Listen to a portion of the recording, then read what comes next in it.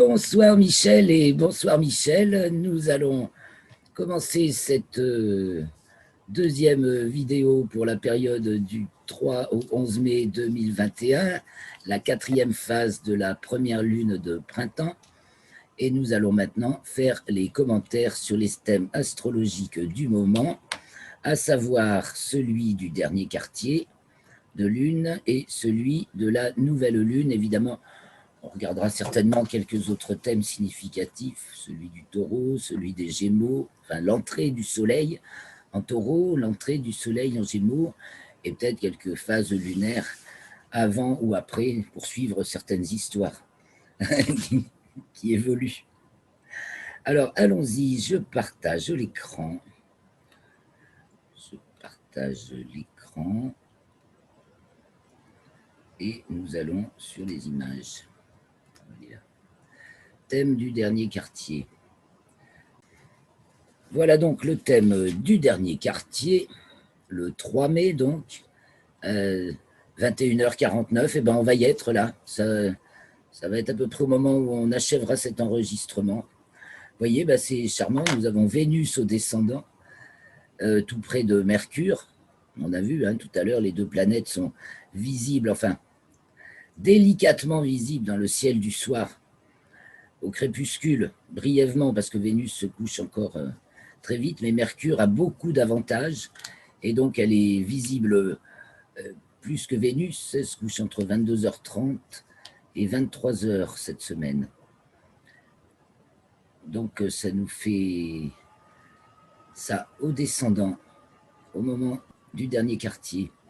Nous avons également la conjonction Lune-Saturne en Verseau, donc carré au Soleil, qui vient d'être conjoint à Uranus.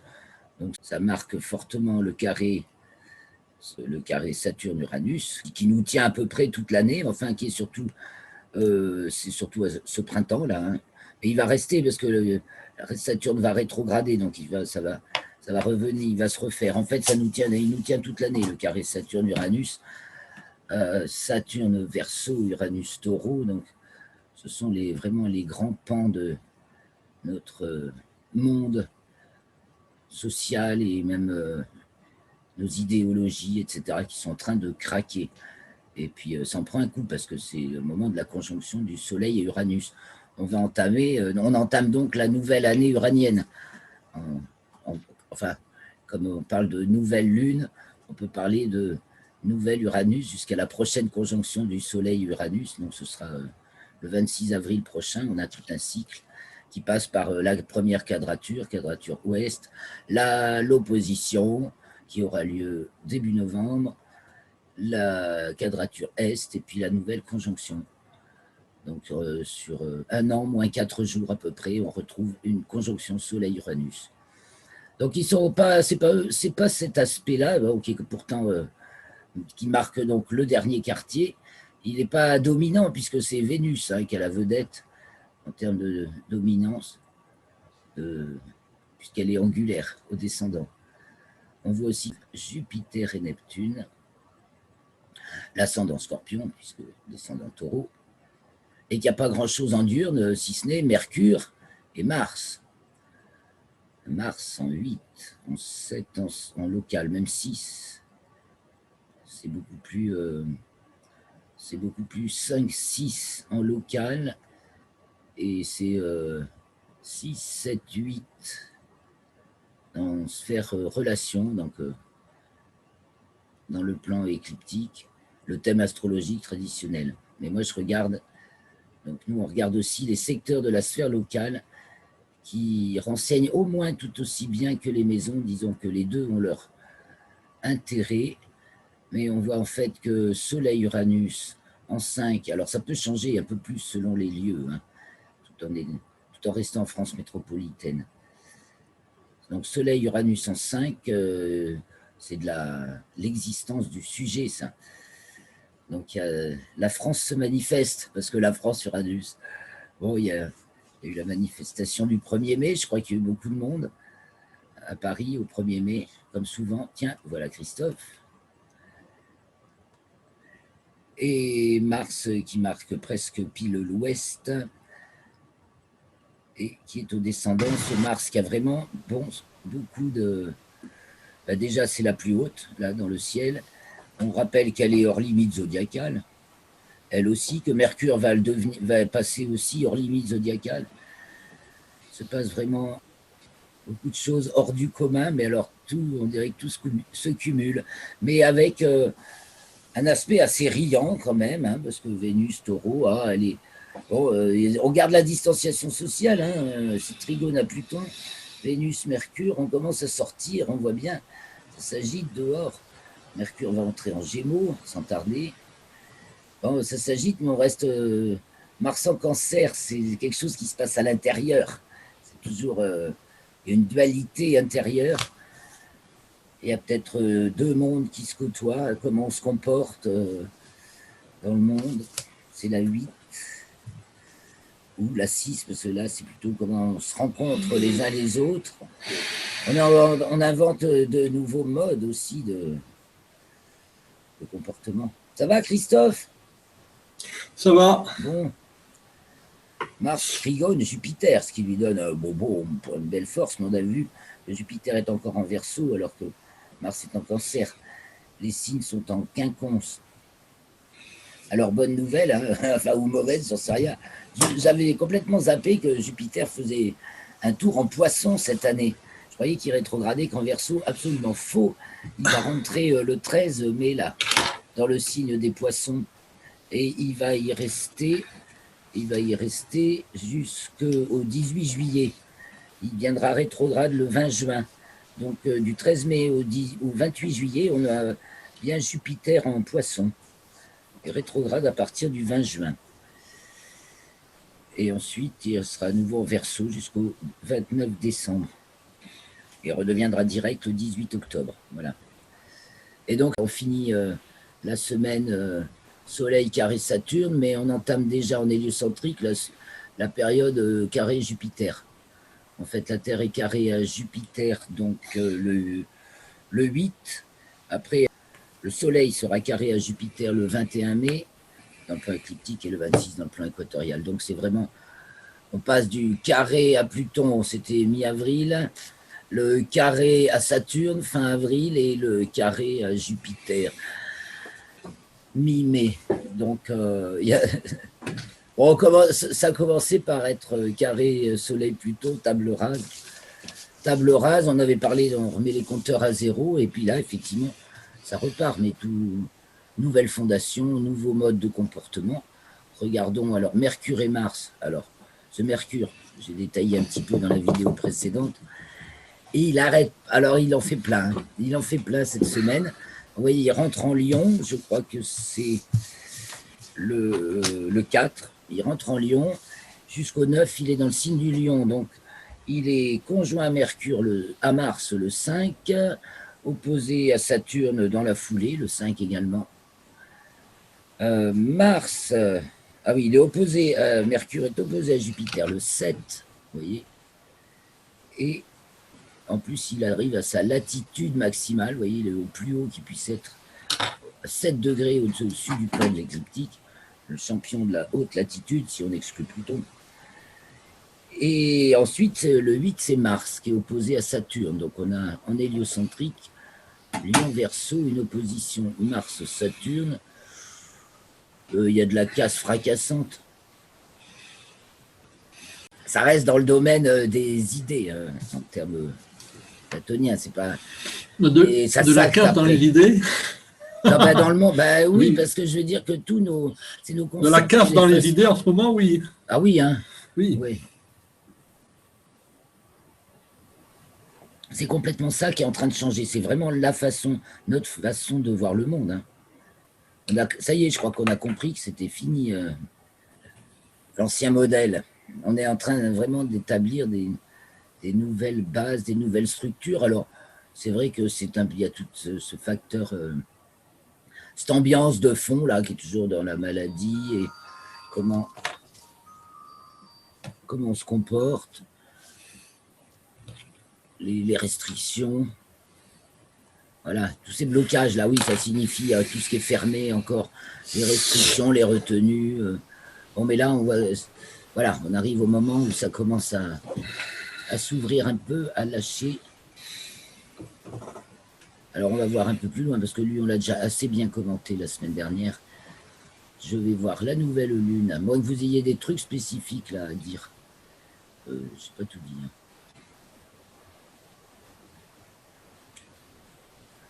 Pas plus. Non, moi, je passe. Tu passes. Bon, on voit cette ambiance super tendue, mais qui commence à se détendre. Hein.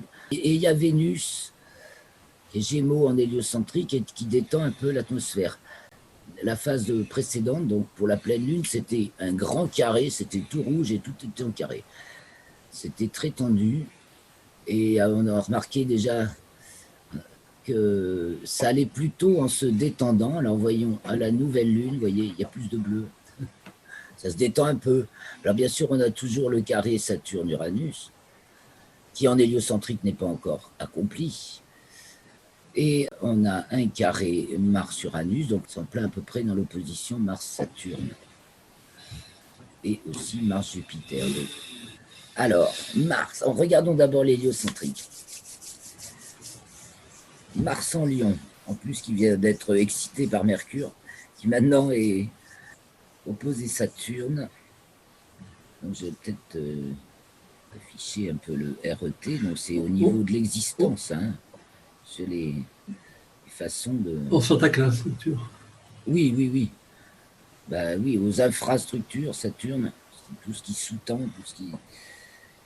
Et puis à de nouveaux regroupements, à de nouveaux modes de comportement, de nouvelles modes un peu, enfin, et des projets. C'est quand même des projets hein, avec le Verseau. Donc, on dirait qu'il y a plein de projets aussi qui... C'est ça, c'est que tout d'un coup, il y a plein de projets qui arrivent sur la table. On commence à... Et puis, il y a de la revendication, de la revanche. Il ne faut pas oublier que les sorties sont plus ou moins conditionnées ou sont menacées d'être conditionnées au passeport vaccinal, du moins en France. Donc, on va regarder plutôt localement. Enfin, ce qui va se passer, oui. D'ailleurs, on voit que Mercure est au nœud ascendant de l'orbite lunaire et que la Lune, justement, est au descendant. La question de la santé, la nouvelle Lune est au descendant.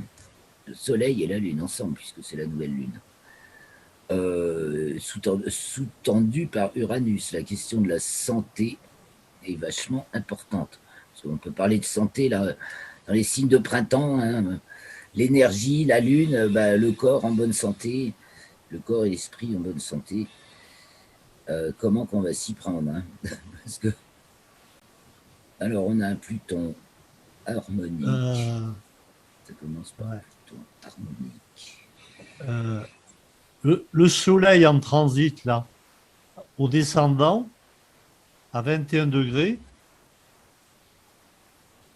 il est conjoint sur Saturne, natal de la Ve République. Ah, d'accord. Et le milieu du ciel à 4 degrés, je crois à peu près, il est conjoint à Pluton natal de la Ve République à 3 degrés. Voyons le Pluton. Ça touche bien, oui, au niveau de la France, là, je pense qu'il y a beaucoup de choses qui secouent. Et ça secoue sur nos vieilles structures, notre vieille Ve République. Ouais. Là, Pluton, on est dans la sagesse, on dirait. Là, en Hélio, c'est la Terre sextile Pluton. Trigone, Neptune. Et là, Pluton fait trigone à la nouvelle Lune et à Vénus. C'était assez amusant, c'est que l'ascendant en Scorpion à 10 degrés. 20 degrés. Hein 20. À 20 degrés, pardon, oui. Oui, il est à 20 degrés, oui. Donc, il est un peu loin de Jupiter, Neptune, dans la la Cinquième Cinquième République. République. Ils sont juste qui se opposés à trouve- Uranus, alors. Ouais, Voilà. ouais, c'est ça, ouais. Ah oui. C'est quand même important, hein. Alors ouais, oui, eh ben c'est oui, vraiment mais oui. sensible, c'est Et en sensible. plus, tu as un semi-carré, c'est Neptune-Uranus. Ouais. Ouais, Donc, tu as un aspect de Neptune à Uranus natal. ouais. Neptune à Jupiter-Neptune, pardon. Jupiter, Neptune, oui. Oui, oui. Qui sont, et oui, en plus, c'est les Mais, planètes alors, maîtresses du thème de naissance, enfin, du thème de naissance de la France. Ça change, je ne sais pas si Michel Ouais. Moreau est au alors, courant attends. Oui, mais de, Jupiter et Neptune, il va falloir surveiller la conjonction Jupiter-Neptune qui va arriver. dans un an à peu près. Oui. Euh, Un peu moins peut-être. Non, Mais mais de toute c'est. façon, si, parce que ça n'arrivera que pas tout de suite, puisque Jupiter ne reviendra en poisson que le 29 décembre. Voilà. Et elle va rentrer, mais elle va qu'au 3e degré, hein, pré-rétrograde. C'est à venir l'année prochaine, ça, Christophe. Dans un an. Ouais. Ouais, mais il faut vérifier parce que la Jupiter, il est parfois très rapide. Mais voilà, mais enfin d'ici un an, grosso modo, pas avant 2022 de toute façon, puisque elle entrera en poisson le 29 décembre pour arriver à 24 peut-être poisson où sera de Neptune façon définitive, à ce moment-là. Oui. De façon définitive, 29 décembre, d'accord. Ouais. Donc on va avoir un avant-goût de poisson là durant la fin du printemps et le début de l'été. Et peut-être ça nous fera une période arrosée, c'est ce qu'on disait. Ça commence. En poisson. Ça commence, ouais. Mais là, Jupiter, il est déjà en poisson, là. Non, le 13. Non. Le 13, d'accord. Yes. Oui, il va arriver, oui. Non, d'accord, ok. Donc ça va être au moment des élections régionales. Mais non, c'est le mois prochain. Ah, le 13 mai. Mais oui, d'accord. Du 13 mai au 29. Du 13 mai au 28 juillet, il va être en poisson. D'accord. Et il va commencer à rétrograder le 20 juin pour le solstice d'été. D'accord. Il n'y a que des dates. On dirait que tout fait exprès de tomber à des moments charnières. Ces dernières années, 2020, 2021, on a vraiment des trucs, trucs cartons. Et en plus, on va avoir, il va y avoir éclipse totale de lune le 26 mai, puis la prochaine pleine lune. Et on rentre dans la saison d'éclipse. Il y en a une tous les 5 mois et demi, une saison d'éclipse, c'est-à-dire une éclipse de soleil, une éclipse de lune, ou une éclipse de lune, une éclipse de soleil, sachant que l'éclipse de soleil, c'est toujours à la nouvelle lune, et l'éclipse de lune, c'est toujours à la pleine lune. Donc là, ça commence par une éclipse de lune le 26 mai, une totale, mais qui sera invisible pour nous, parce que ce sera pour ceux qui sont dans la nuit, donc nous, on ne la verra pas. Donc, et le 10 mai, la lumière de soleil visible en partiel, partiellement en France. Donc, ça peut être une pleine lune importante, une nouvelle lune importante? Oh ben, bien entendu, ce sera une nouvelle lune importante, oui, avec une éclipse. D'accord. Ben oui, c'est des nœuds en plus, les éclipses, c'est le cas de le dire. D'accord. Ouais.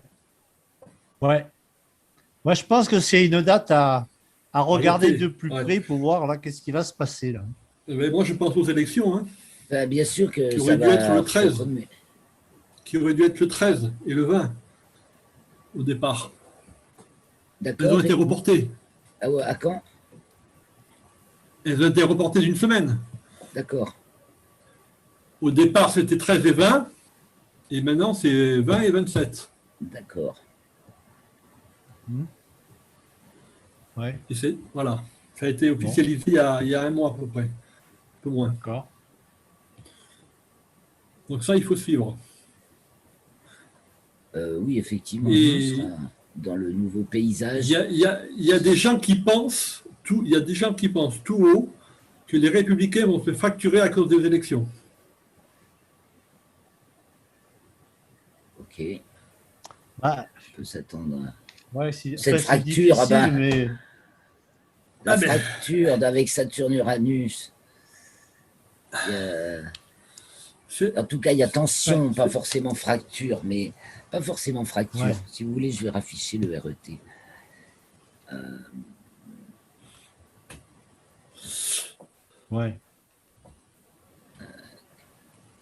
Tension, c'est sûr. Mais bon, je ne sais pas dans Oui. quel sens ça va tourner, hein. Ah, mais Entre ce qu'on veut fabriquer et ce qu'il faut démonter. Ce qu'il faut démonter, Ouais. Saturne, et ce qu'on veut, les nouvelles choses qu'on a envie qu'on a comme objectif, en fait, c'est les nouveaux objectifs. Bon, ben, il y a des tas de trucs à démonter et qu'on comprenne, et puis qu'on reprenne les morceaux pour faire du neuf, parce que c'est bien ouais. c'est la dynamique, la problématique Verseau-Taureau. Hein. Il faut rappeler que ces deux signes sont l'inverse l'un de l'autre, la force du Taureau et la faiblesse. Enfin, la force majeure du Taureau et la force mineure du Verseau, et la force mineure du Verseau et la force majeure du Verseau et la force mineure du Taureau. Plus facile à avoir écrit parce que et. Donc c'est la force d'inhibition naturelle du Taureau qui est majeure et qui est mineure au Verseau, et c'est la force d'excitation recréatrice qui est majeure au Verseau et mineure au Taureau. Mais c'est Saturne qui est en Verseau, donc en force d'excitation recréatrice Le majeure. Verseau était recréateur. Le signe du D'accord, Verseau, oui, oui. bah oui, il reprend les signaux éteints que le Capricorne s'applique à éteindre. Hein, le Capricorne met tout à l'arrêt. Et le Verseau, bah, une fois que ça a décanté, il reprend les bons morceaux qui restent et il fabrique du neuf, des nouveaux projets. C'est un stade embryonnaire, c'est le stade du plan ou de l'embryon. On est vraiment à élaborer un embryon de nouvelles structures, en fait. Alors que on part tout feu, tout flamme, mais on ne sait pas trop où, quoi. Avec un instant, comme des bourrins. Et à côté, on y va. On y va. Bon, c'est la force. On y va où on se retient d'y aller, parce que c'est quand même la force d'inhibition. C'est la force d'inhibition naturelle. Hein. Alors, il y a beaucoup de retenue, en fait, dans tout ça. En fait, peut-être bien. Ben, c'est peut-être pas mal qu'il y ait de la retenue. Pour pas aller trop vite, oui. Ouais. Ouais, Oui, tant que enfin, ça fait pas blocage, je, bien sûr. ouais, je pense, oui, que ça me paraît, moi, plutôt positif, hein, parce que, Ah ben, de toute façon, on va pouvoir observer un peu ce que ça fait toute l'année, hein, à de quelle oui, manière ça, ouais, pas ouais. forcément bloqué, mais ça oblige. Hein, et puis Mm. ça oblige aussi vachement. Alors, il y a tout l'aspect énergie, justement. Hein. Ça, par contre, pour développer des énergies nouvelles, de nouvelles technologies, euh, il y a le côté nouveau du Verseau et celui de l'énergie et nouveau d'Uranus. On va quand même voir, alors peut-être encore avec une certaine retenue, mais inéluctablement, là, ça y est, justement, quand c'est la quadrature, ça s'ancre. Hein. On va voir émerger tout un tas de nouvelles techniques de production d'énergie et certainement beaucoup plus propres et gratuites et Un fossé libres technique. que. Maintenant, évidemment, D'accord. ça voudrait bien être retenu parce qu'on n'aimera pas que les gens soient autonomes en énergie, quoi qu'en même temps, il y a tout un tas de dispositions qui y mènent. Même l'État fait vachement d'aide pour les panneaux solaires là, et tout ça, je me suis renseigné pour ça. Et donc, ça peut quand même être intéressant. Et on remarque aussi que le thème est orienté presque pareil que le précédent. Hein. Pas grand-chose. Voyons, je me remets sur le précédent. C'était ascendant, descendant, 25 scorpion taureau. Et là, Ah, c'est Mars 20 Cancer. scorpion taureau. Oui, Mars en cancer, Ah toujours. oui, d'accord. Ouais, ouais. Et Ah oui, puis, non, oui. pour 2 mois, là, depuis fin avril jusqu'à 20 avril, 20 juin, là, à peu Ah, près. non, oui. Mais il est Il en est en Lion, 8. en héliocentrique, il est en Lion. Ouais. Donc ça Donc chauffe à l'intérieur, ah tu vois, oui, donc. un four. C'est comme un four, ça. C'est-à-dire que Mars en Lion Ah d'accord. héliocentrique, beaucoup d'activités. Bon, Quand il va après, il fait passer un peu. en géocentrique en Lyon, ça va faire encore plus chaud. Ouais, mais il sera passé en Vierge en Hélio. Ah, Donc c'est pour d'accord. ça qu'il ne faut pas s'y tromper. Là, euh, Donc là, il émulsionne, hein, ça fait beaucoup de mousse. Hein. Marsanlion, tu frottes, ça Voilà, fait de la c'est ça. mousse, un peu ça. Hein.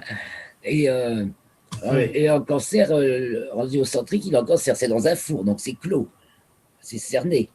Donc c'est pour ça que je dis, ça peut. Mais en face, alors, est-ce le réchauffement ou le refroidissement, parce que justement, en face, on a Saturne et Jupiter en Verseau, qui ne sont pas pour nous très Ah, réchauffants. mais Jupiter en poisson, ça va calmer le froid aussi. En géocentrique, mais il va rester en Verseau, hein, en hélio. Hein. Ouais, Il passera ouais. il y passera en septembre. Alors, par contre, en septembre, il rentrera, je crois, en poisson en héliocentrique. Alors, on va avoir toujours 2 poids, 2 mesures. Ça aura un goût de Verseau et un goût de poisson. Un peu comme vers le 18 février. C'est un peu l'hiver qui s'éternise du point de vue du soleil. Bon, et encore, nous sommes dans l'hémisphère nord. Parce que le Verseau dans l'hémisphère sud, ça fait bien chaud. Mais chez nous, non, pas trop. Et en plus, c'est donc au carré d'Uranus, ce qui complique. C'est retenu, justement, il y a cette retenue. Il y a toujours un contrôle, quoi. C'est même pas forcément retenu, mais c'est toujours ce contrôle, cet hyper-contrôle même.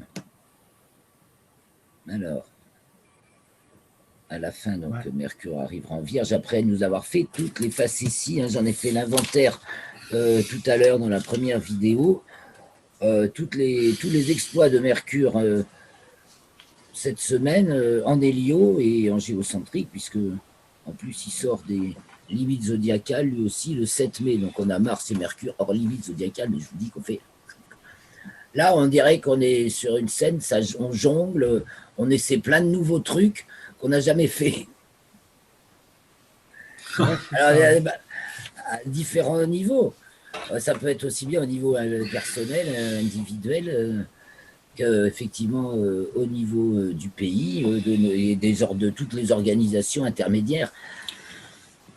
Et puis d'ailleurs, tout le monde, mondialement, tout le monde compose de toute façon d'une manière ou d'une autre. Bon, c'est comme les gilets. Ouais. Et tiens, donc Mercure est Vierge en hélio et Gémeaux en Géo. 2 signes dans lesquels il est réputé bien se porter. Peut-être va y avoir aussi un frein sur sur la folie là, de vouloir imposer ce vaccin qui rend tout le monde malade. Mais le vaccin, les gens n'en veulent pas. Le vaccin, c'est... Ils nous font croire que ça fonctionne. Leur dit, c'est qu'il y a des troupeaux et de gens qui font la queue dans les vaccinodromes. Oui. Mais en Martinique, ils ont ouvert au moins de 18 ans parce qu'il n'y avait pas assez de monde. Ah, et c'est pour ça qu'ils ont ouvert aussi aux gens qui avaient des problèmes de santé. Déjà, là, j'ai lu ça récemment. Et maintenant, il était accessible aux gens qui avaient des problèmes de santé. Les pauvres. Oui. Je ne sais pas quoi. Bon, alors, on dirait qu'il y a quand même toujours du bon sens, quand même. Hein. C'est pas, on n'est pas si... oui. On dirait qu'on n'est pas si nul que ça, si abattu que ça, si abruti que ça. Bon, on est basique. Hein. Attends, Pluton Capricorne, Trigone à la nouvelle lune en Taureau. C'est... tant mieux, peut-être c'est terre à terre, c'est concret. C'est les pieds sur terre, menés par un idéal quand même de choses naturelles, de vie près de la nature. Hein, c'est le sens du Taureau. On cherche à se ressourcer, à puiser l'énergie, aller aux sources. Et donc, la Lune sextile à Neptune. Elle est bien transcendée, cette nouvelle Lune. Hein. Elle est conjointe à Uranus, encore pas loin. Elle est dans l'ambiance encore sextile à Neptune et trigone à Pluton.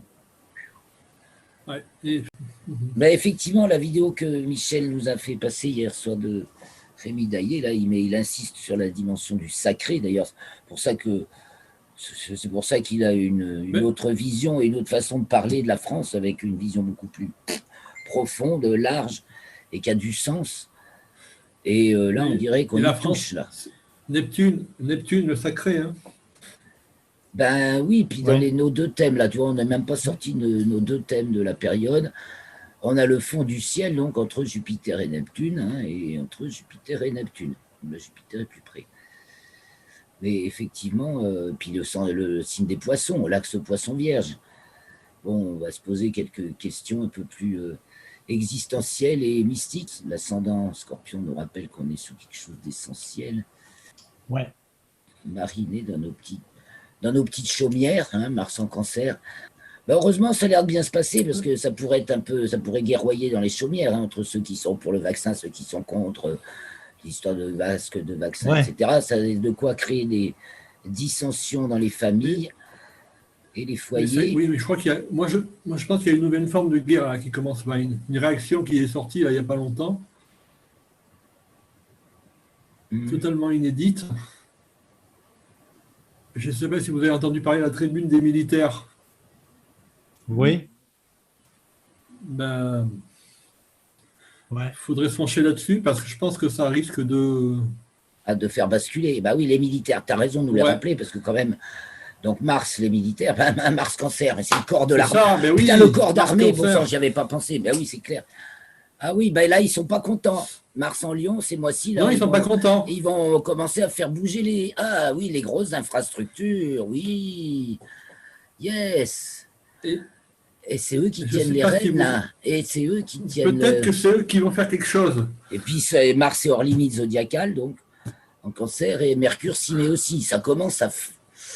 Tu vois, ça stique, ça sticote, quoi. Je veux dire. Ouais. Ça va bouger, parce que, bon, bah, c'est mu, justement, par un idéal assez élevé, hein. Oui. Parce que Uranus est là. Effectivement, merci Christophe de nous avoir rappelé cette chose toute simple, mais Mars, c'est martial, hein. Bon. Ouais. Et Mars en cancer désigne bien un corps d'armée. Tandis que Mars en lion, donc au fond, c'est que là, ils ont envie de quelques actions, un peu d'éclat, maintenant bien maîtrisées quand même. Voilà, c'est pas ça. Ça peut pas partir dans toutes les directions. On voit pas de. Sinon, il y aurait un carré sec, là, ça peut faire des éclats sans retenue. Mais là, Uranus Taureau, c'est le maître des flux. De toutes sortes de flux, les flux financiers aussi, n'est-ce pas, Michel? Ouais. De toute façon, ce que j'aurais aimé, je ne sais pas si c'est possible, c'est de regarder le thème de Maastricht et de Lisbonne. Oui, tu les as. Traité de Lisbonne. Tout près. Ouais. Pour comparer avec. Oui, et le comparer avec ce thème-là, du 21 mai. Traité de Lisbonne ou traité de Nice? Ouais, non. Il n'a pas été remplacé par le traité de Nice? Je vais les chercher. Tu me poses une colle, j'en ai tellement vu que j'ai plus en tête.